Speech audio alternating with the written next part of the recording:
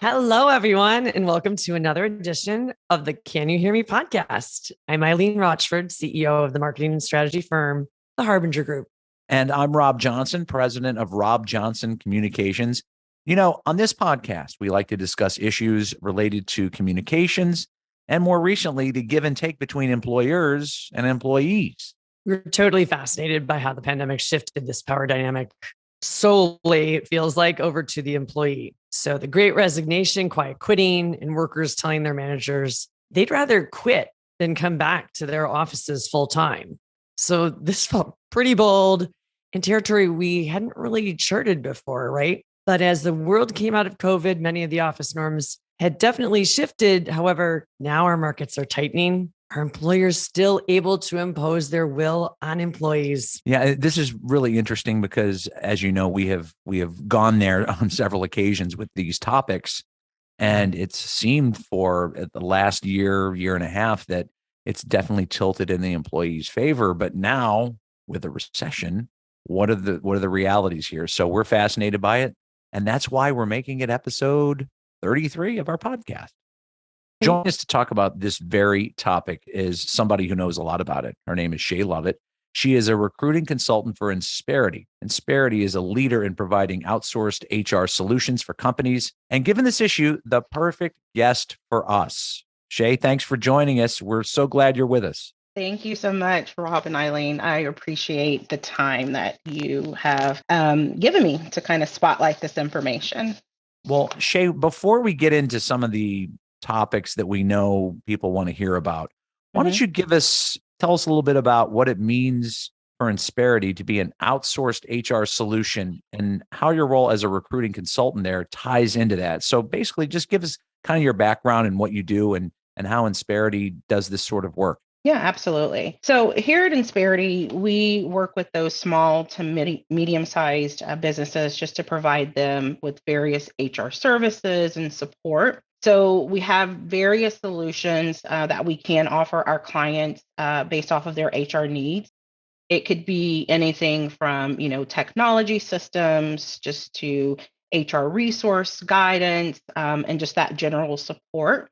And in my specific area, I do focus on the recruiting aspect. So specifically, I partner with our clients to get a good understanding of their recruiting needs and just any challenges that they may be having with filling their role. So we really will, partner together to create a really good, solid recruiting strategy. And so that means taking a look at their open position, comparing that against the current market and the available talent that's out there. We'll also take a look at their salary as well. And then again, like I said, we'll, come together and formulate a plan of action just to help them identify that top talent so they can be able to fill their role. Terrific. I have one follow-up question, if I may, before we dive in here.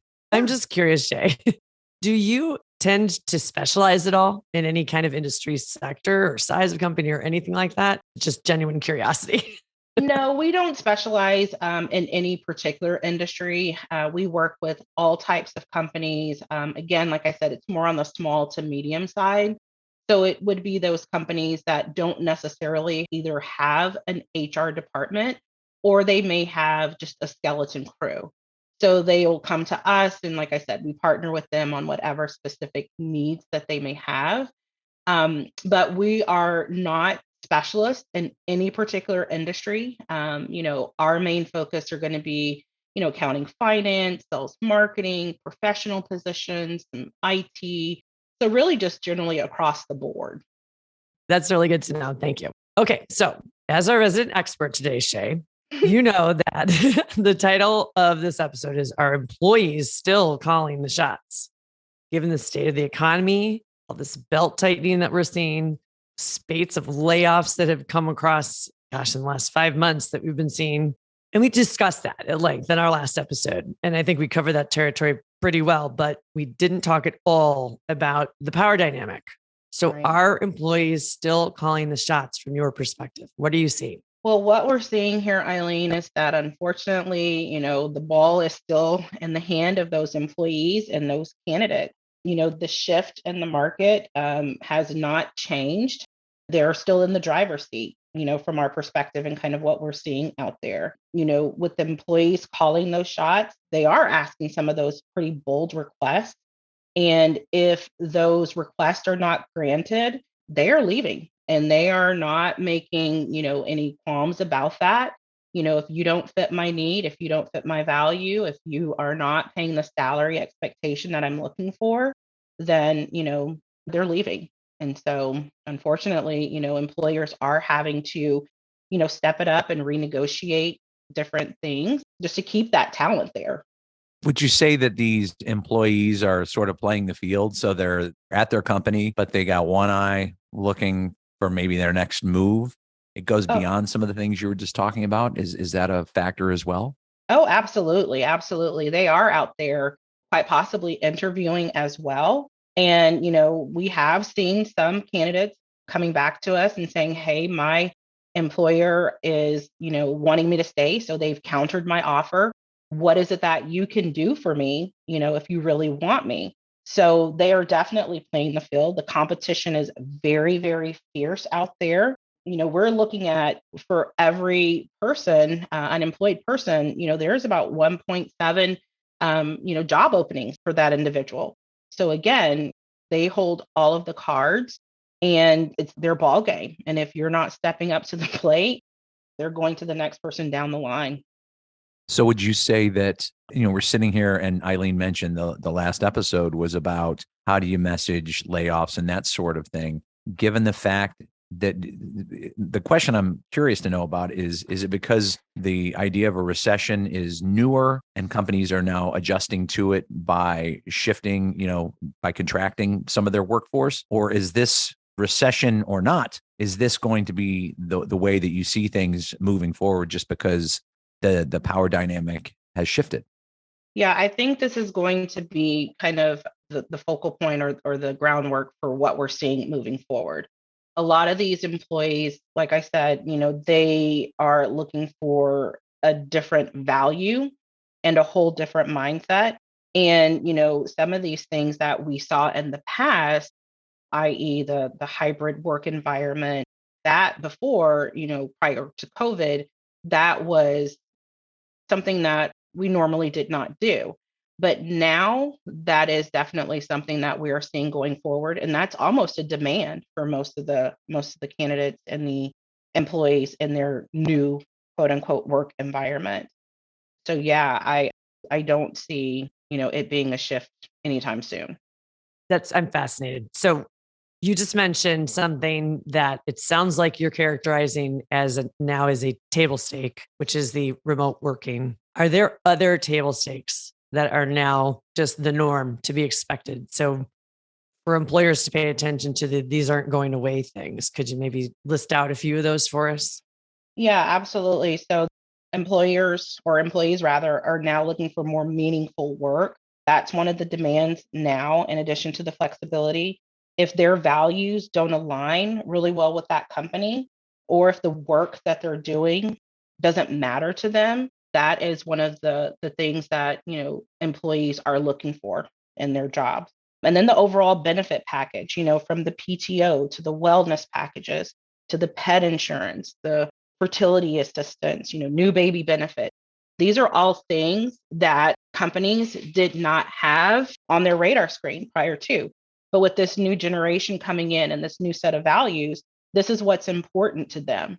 So as they're seeking out new job opportunities or, just wanting to stay at their own company, these are things that they're looking at. So again, these demands that we thought were temporary, they're now actually becoming to be more Yeah. permanent because again, they're in the driver's seat and they make no qualms about it. If you can't do these things, I will go to the next employer that can. So Yeah. So I'm curious, can we spend a sec on, you mentioned the benefits package and you briefly touched on PTO. mhm. What's the new norm in, offers for new hires to a company? What does PTO need to look like? What are you seeing? So what I'm saying is that even just like for those entry level positions, minimum of 2 to 3 weeks of PTO just to start out, and then going up from there. We have seen, some that are offering just sabbaticals, time away just to, for their mental health. They don't want to get that feeling of burnt out, which I think we'll talk about that a little bit later on. But it's really all about, what can you do for me?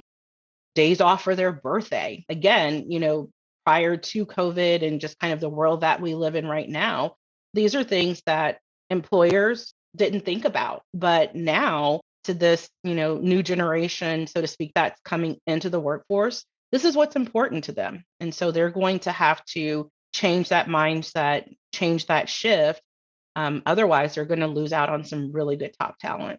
I think that's a terrific idea. The birthdays off. I can recall years ago in my old business, I worked on my birthday and I had a boss rip me a new one, for lack of a better term, on my birthday. And I was like, I'm never working on my birthday again. And for the most part, I haven't. For the most part, I haven't. So the fact that they're proactively doing that, hey, on my birthday, I'm not going to have any negative thoughts going through my head. They're all going to be positive. So I love that idea, Shay.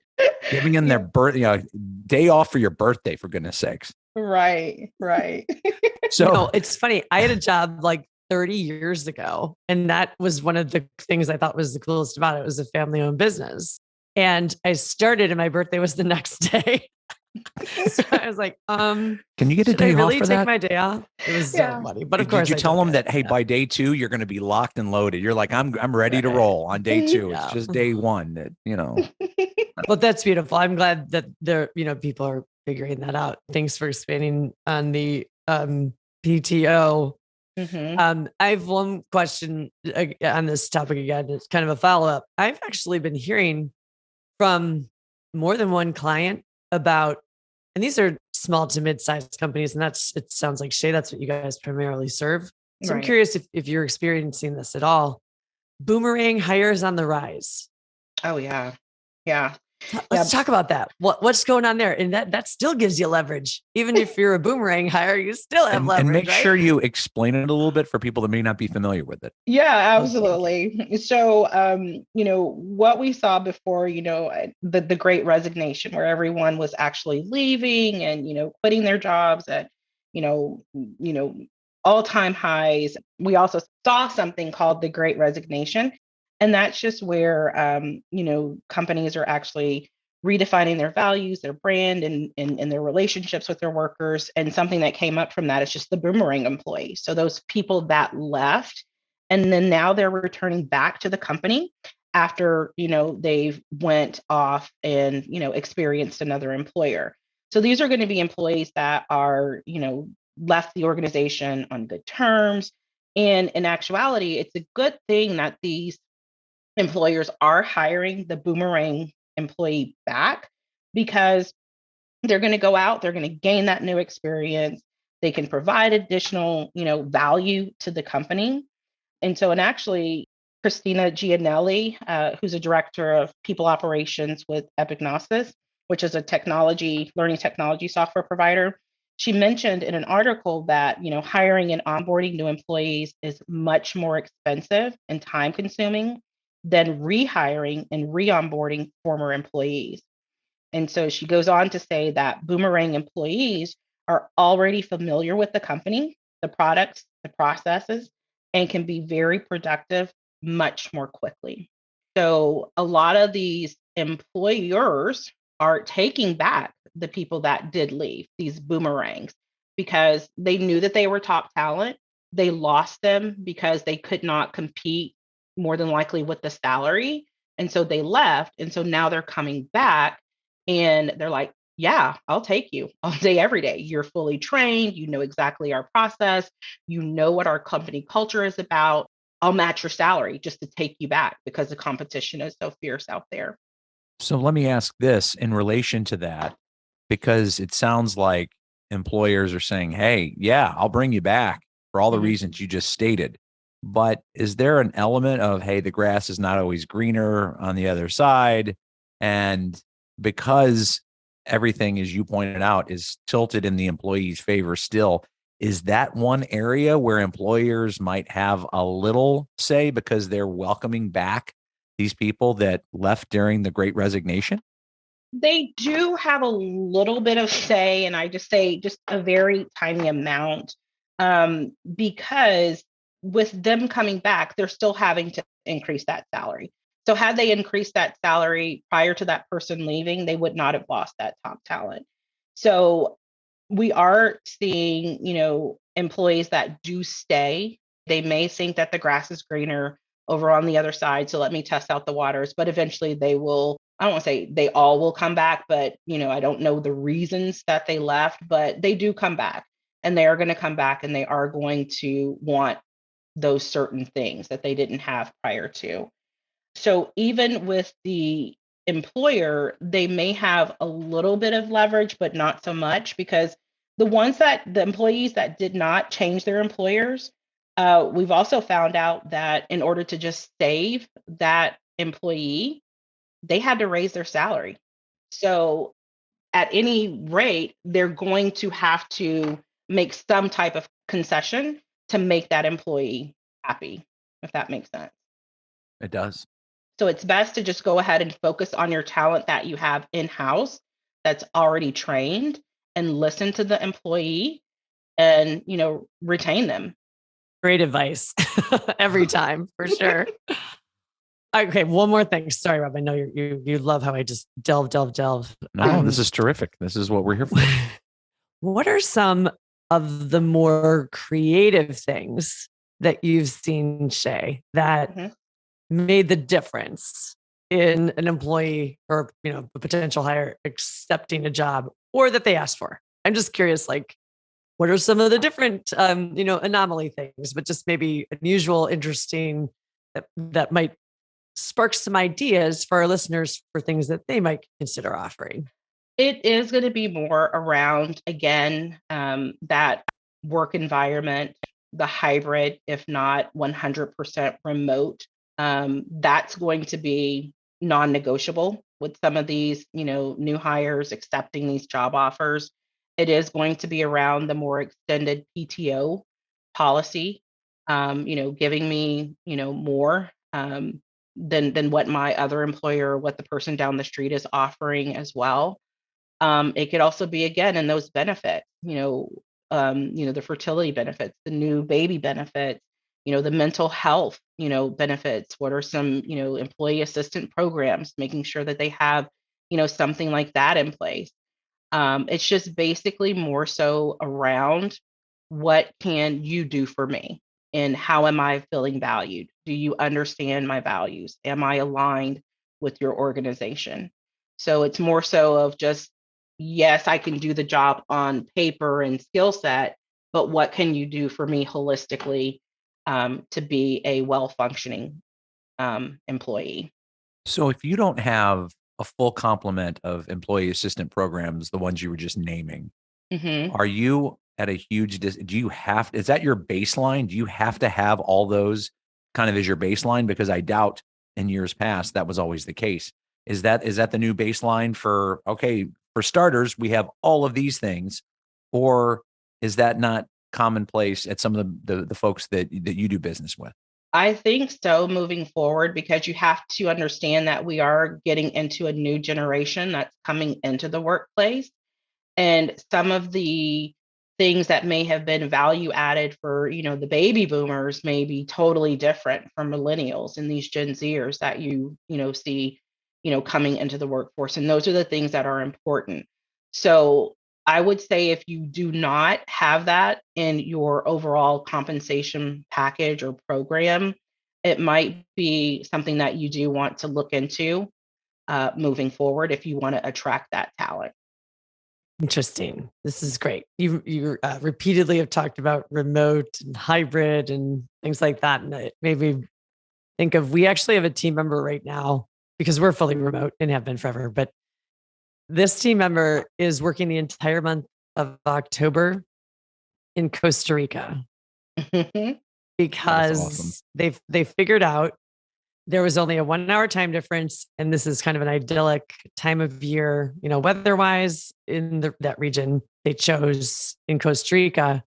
And I just love seeing their background out the window every day when we have meetings, because it's a joy. It's a joy on many levels, right? That they are getting to experience that, and it's bringing them such happiness, but also just, getting to see the scenery is pretty great. It is. It is. And think about it, again, that goes back to their mental health, what makes me happy. And, if an employer tells you, hey, I'm not sure if this position can be done remotely, I think COVID changed all of that. And so there are, some positions, obviously, that you do have to be, in the office or on site for. But, a lot of companies are moving to that remote setting to get those productive employees. Your employees are going to be happier, when they have that good work-life balance, and allowing them to work in Costa Rica for a month, that is, something that's fabulous. If you're able to do that, you're going to create a happy employee and a productive employee. And that's one of the biggest takeaways, I think, since COVID hit, when people realized I can work anywhere. And you just mentioned the mental health piece and about being productive and about being happy and about being in a place where you don't mind putting in a full day of work if you're in, paradise, for instance.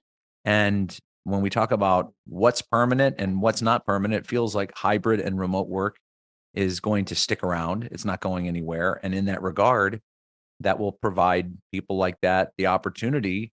Hey, if they want to go here for a month or Costa Rica for a month or wherever, they'll have that option. And not only will they be productive, but Eileen will get to look at their background and feel like she's there. That's right. There's the residual benefits for the rest of us, for sure. Yeah, all good points. Absolutely.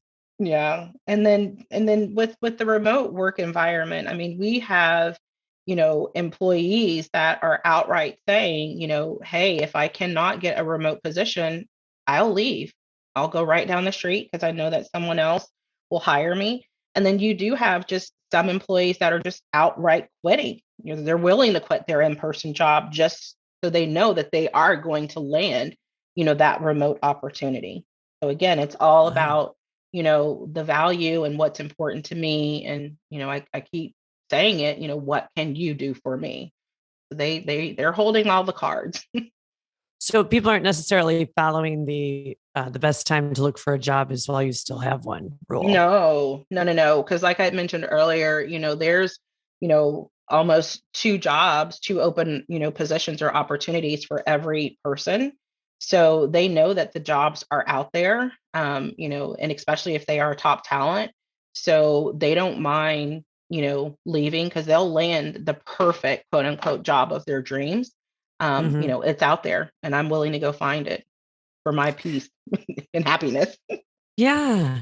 So you talked about finding meaningful work and values alignment, which we're totally in sync with and have talked about in a few different formats on the show. In your opinion, are you seeing situations at all where job seekers their equation maybe adding up to be, I want, my pie chart to have, I can fill more of it with meaningful work and values alignment than necessarily compensation, as long as they get things like the benefits package, the flexibility that they want, the values alignment, the meaningful work. Is that happening at all? I mean, I think so, because you do have some employees where, money is not, their top priority or their top, concern. In my advice to, my children or just candidates that I'm talking to, you're going to be spending 40 hours, if not more, at a position, of your life. You have to make sure that you like it. You have to make sure that you love it. You have to make sure that it is a fit for you and you enjoy going to it. Because sometimes money, it does help, but it's not everything. So you have to make sure, that you enjoy what you do. Is it meaningful? Is it something that you can see yourself sitting in front of a computer or, wherever for 8 hours out of your day? You have to be able to enjoy it, and it has to be that meaningful value work. That's really good advice. And I'm glad to hear that you're giving it and that, people are still open to thinking along those lines, because money sure isn't everything. That's absolutely right. Right. Doesn't buy happiness, as they say. There's things Not like at all. flexibility, and yeah, absolutely, there are other factors as well. And Eileen, I know that you're interested in this, as am I. And Shay, you've been kind of touching upon it around the edges, though. But we're talking about how millennials have reshaped the workforce, right, Eileen? Yes, we are. We often we're super fascinated with the impact of our younger generations, millennials and Gen Z to some degree. But you've already alluded to the different priorities, how they might be and likely are kind of wired differently when it comes to how they think about what work means to them and what they require of their employer, their own personal professional needs as well. How have millennials impacted the dynamic, this push and pull between employers and employees specifically? Yeah. What's been their imprint on this? Again, it goes back to that whole burnout, aspect. Pay, like I said, you may be the number one reason, that people leave their jobs, but it's that feeling of, the mental health and the burnout, and they don't want to create an environment where they just feel like they're working all the time. That whole workaholism, aspect that, we had generations before, that is completely, out the door. I mean, it's a whole new ball game, right now. They are looking for the value add, the burnout, the quiet quitting. I know we'll talk about that hopefully a little bit later on. But with them coming into the workforce, in about 10 years, they're going to make up 75%, of the global workforce, right? So we have to make sure that these companies are on board with their new ways of thinking, because if not, again, they don't mind leaving, right? These millennials, they are not opposed to job hopping, to getting what they want. And that is definitely something, that these employers, again, they're going to have to get on board with. Just talk about, we don't have to talk about it later. Let's talk about it now because it's fascinating. It's one of the things that we've seen come out of this whole different dynamic with the employers and employees, which is the quiet quitting. Why don't you give people an idea? I know a lot of people know what it is, but why don't you frame it for us and explain, how it's not necessarily helping companies when their employees are implementing this internally? Yeah. So the concept of quiet quitting is actually, like a TikTok trend, and it's something that has taken off, with that millennial generation. And it's more so geared to, employees not overextending themselves at work. So it's a way to kind of like safeguard your mental health, prioritize your family, your friends, things that you're passionate about. And again, to avoid that burnout. So basically, quiet quitting is, you just don't overexert yourself. You give the bare minimum. You're giving 100%, but you're not going to go over, and you're not going to give, that 110%, because you live to work, you don't work to live, is kind of their concept. So it's more so of, I'm going to get the job done. I'm going to do what I need to do, but there's no more or no less. And so that's the new generation that the millennials and then the Gen Z, they're coming up with. That's going to be their motto. Workaholism is a thing of the past. So how does that change things, Shay? It sounds like with 75% of the population coming from that mindset soon enough, you better get used to it. What's that going to mean? What will that look like? So I think that means that the managers, i.e. the boomers, if they are the Gen Xers, they're going to have to get on board. One thing, like I said, if they don't fit their mold, if they don't fit their value, they're going to move on to the next job. So again, those employers, those managers, they're going to have to shift that mindset. in order to keep that person, especially if you've trained them, you've invested in them, you've put value into that employee. You're going to have to unfortunately do what you have to do to change with the generation and that gap. This is really fascinating because you're talking about people giving less. Okay, you can give 100% or near 100%, but not an ounce more. But Mm-hmm. what happens when these millennials are in positions of authority, as many of them are moving into now, where they know that quiet quitting is a thing because maybe it was with them, and now they're managing people for whom this is the same mindset? Won't there be pushback in terms of the pressure to perform, to create value in your own company? Because if the managers and the employees are subscribing to quiet quitting, that can't be good for the company's bottom line. Although it sounds like we're shifting away from bottom line concerns with this new generation. Yeah, that's what I was going to say. I think that when the new leadership kind of rolls around and rolls into play, you are going to see companies are going to change their values. They're going to change the way that they've done things in the past. And, who knows? Right now, we could be calling it quiet quitting. Give us, 5, 7, 10 years from now, it's going to be a new trend that's going to come up. And we're going to have a whole new different, aspect. I think that's the beauty of change. um, you know, it's inevitable, right? So right now, it seems though that the values and the same sentiments that the Gen Zs is kind of aligning with the millennials. So right now, I wouldn't say that I would see it as, an issue or a challenge, but you never know what holds. I mean, something else can come up into play and priorities and things may change. And you'll see a totally different shift in mindset.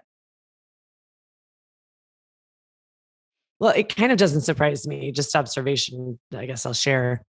It seemed quite unsustainable, wouldn't you say, that everyone would be operating at this pace for, you know, exorbitant hours with these levels Mhm. of stress that we've endured? It just seemed unsustainable. So might this just be the kind of correction that the employment market needed? Mhm. Yeah, it was probably something that we probably needed to do a while back. It's just to have and embrace that work-life balance, that flexibility. And so, like I said, change is not always a bad thing. Sometimes it could be good. And, who knows what the future, holds. We may, wake up and see that, what, I need something else is important to me. And then, Yeah. we'll see the same type of shift all over again. So let's explore just for a minute.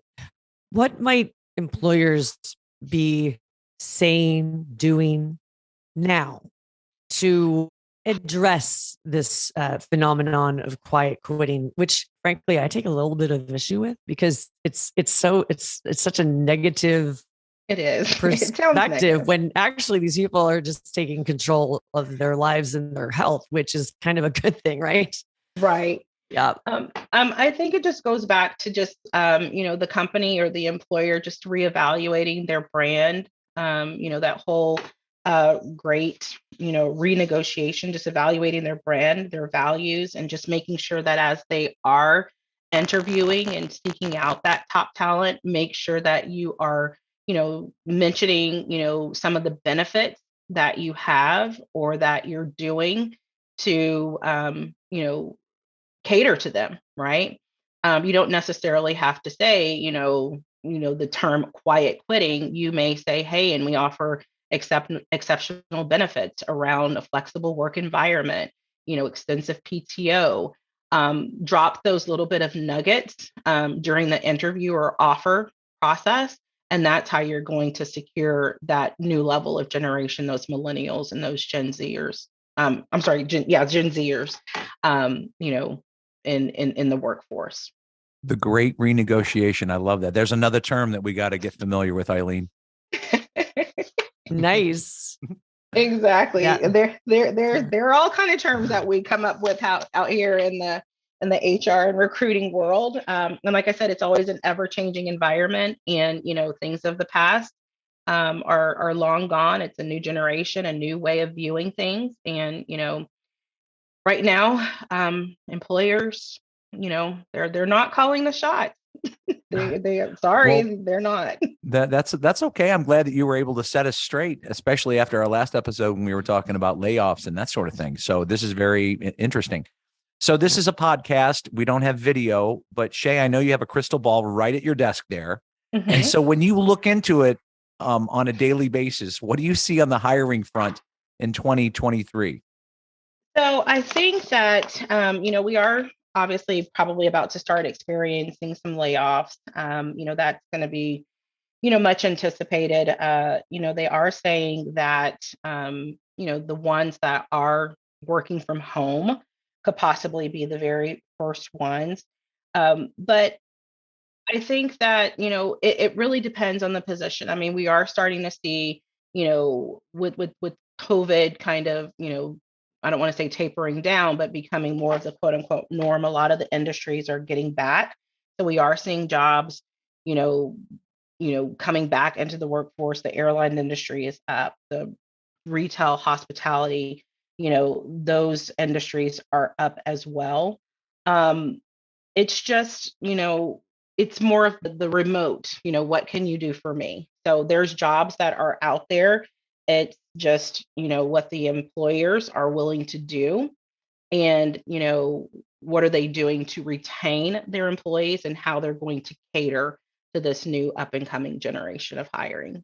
And it sounds like this is the time to get ahead of it, to really examine, your existing perks, benefits, packages, little things that you can do to make your employees feel special and loved and cared for.